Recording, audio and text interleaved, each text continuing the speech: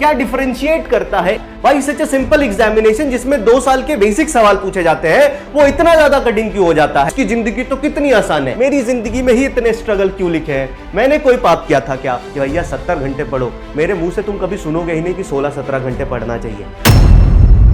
दूसरा सवाल है what makes an ITM different. मतलब एक बच्चा, आपको पता है 11th स्टैंडर्ड में आज कई सारे बच्चे होंगे है ना जिन्होंने पढ़ाई स्टार्ट कर दी होगी, तो क्या डिफरेंशिएटर है, क्या वो चीजें हैं जो एक बच्चा, जो मान लो एक बच्चा है ए, दूसरा बच्चा है बी, ये बच्चा ए है जो बहुत अच्छा कर रहा है, जो बहुत अच्छा कर रहा है अपने जेई प्रिपरेशन में, है ना, और एक बच्चा है जो नॉट डूइंग सो वेल, उतना अच्छा नहीं कर रहा। सर क्या डिफरेंशिएट करता है ए और बी को, पहले इसकी बात कर लेते हैं। तो आपको याद रखना है कि हमें ज्यादा से ज्यादा कैरेक्टर ए टाइप के बच्चे के होने चाहिए। और ऐसा नहीं है कि कोई कैरेक्टर में ऐसा बोल दूंगा ना कि भैया 70 घंटे पढ़ो, मेरे मुंह से तुम कभी सुनोगे ही नहीं कि 16-17 घंटे पढ़ना चाहिए। अगर कोई बच्चा ईमानदारी से पहले से तैयारी स्टार्ट कर रहा है, अगर कोई बच्चा अर्ली एज ले रहा, मैं खुद बताता हूं यार, मैंने अपने टाइम पे एक बहुत बड़ी गलती है कि मैंने अपनी प्रिपरेशन बोर्ड के रिजल्ट आने के बाद 1 महीने चला गया घर दादी के, गांव गया, गांव घूम रहा था, आम पक रहे थे, आम तोड़ के खा रहा था पेड़ से।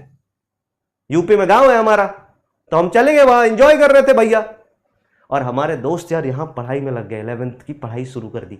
तो भाई साहब आप में से जितने लोग, आप में से जितने भी लोग यहां पे हैं, मैं ये मान के चलता हूं कि वो कम से कम मेरे से तो बेहतर स्टेज पे हैं आज के डेट में अपने आप को लेके। तो याद रखना क्या डिफरेंशिएट करता है, उसमें सबसे पहली चीज जो है वो है डिसिप्लिन। जो बच्चा डिसिप्लिन्ड होगा ना सर, उसका मुकाबला कोई नहीं कर सकता। जो बच्चा डिसिप्लिन में रहेगा उसका मुकाबला कोई नहीं कर सकता। आपको डिसिप्लिन रहना है। अभी तक क्या है, अभी तक आप स्कूल के कारण डिसिप्लिन रहते थे। जैसे मुझे याद है, मैं अपने शुरुआती स्कूल के लाइफ में टाइम को लेके पंक्चुअल इसलिए होता था क्योंकि स्कूल जाना है, स्कूल से वापस आना है। बट अब आप में से बहुत सारे स्टूडेंट के साथ ऐसा होगा कि कई बार स्कूल कुछ लोग नहीं जाएंगे, डमी एडमिशन ले लेंगे, कुछ लोग स्कूल जाएंगे। इस पे भी हम बात करेंगे, सर, ये भी याद रखिएगा, हम इस चीज पे भी डिस्कस करेंगे। ये सारी बातें लिखनी नहीं है, क्या लिखना है मैं आपको बताऊंगा, अभी खाली सुनते जाओ। तो अगर मैं बात करूं सर, तो आपको सबसे पहली चीज जो अपने अंदर लानी है वो लानी है डिसिप्लिन। दूसरी चीज जो आपको ध्यान रखनी है वो है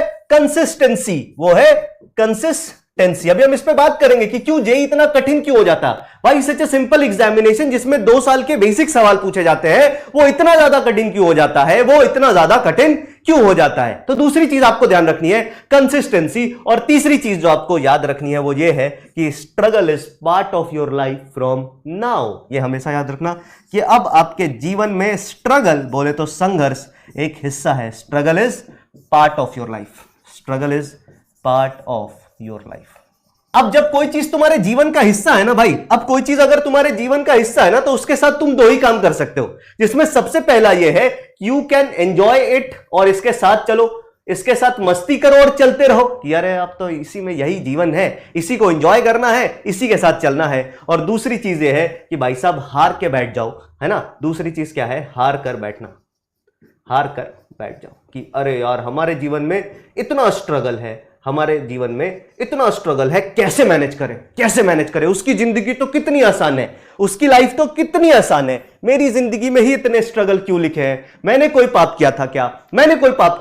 नहीं सर, ऐसा नहीं करना है, आपको उसको एंजॉय करना है। हमेशा याद रखना सबसे मजेदार पार्ट लाइफ का यही है जो लाइफ को एंजॉय करता है। कुछ गलत हो गया, कुछ बुरा हो गया, कोई बात नहीं, हो गया, उससे आगे बढ़ो और उसको सुधारो और अच्छा करने पे फोकस करो। बस तुम्हारा बोर्ड में अच्छा नंबर नहीं आया, मान लेते हैं अभी के एग्जाम्पल के लिए, दुनिया तुम्हें 1000 गालियां देगी, मत सुनना किसी की, क्योंकि तुमने कसम खाई है जेई करने की। मैं ये मानता हूं आप में से जितने बच्चे यहां पे आज आए होंगे या अर्जुना बैच में आए होंगे, उन्होंने खुद डिसाइड किया होगा। मेरे को बस एक बात कमेंट करके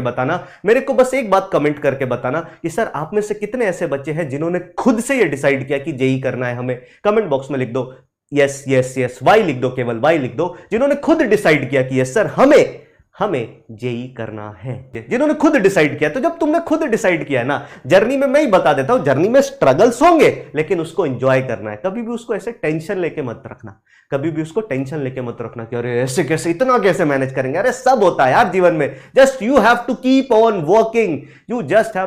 वॉकिंग, रुकना नहीं है ना, रुकना नहीं। इसमें किसी एक शायर ने बड़ी बढ़िया लाइनें कही हैं कि कभी गिरता तो कभी गिरकर संभलता रहता, बैठे रहने से तो अच्छा था कि मैं चलता रहता। तो ये बात हमेशा याद रखना कि कभी बैठना नहीं है sir, we have to keep on walking consistently, हमेशा चलते रहना है, रुकना नहीं है। चलते रहोगे पहुंच जाओगे, रुक जाओगे the end. That's all we have in today's class. मिलते हैं अगले लेक्चर में। बाय बाय, टेक केयर, ध्यान रखें और खूब मन लगा के पढ़ाई करते रहें।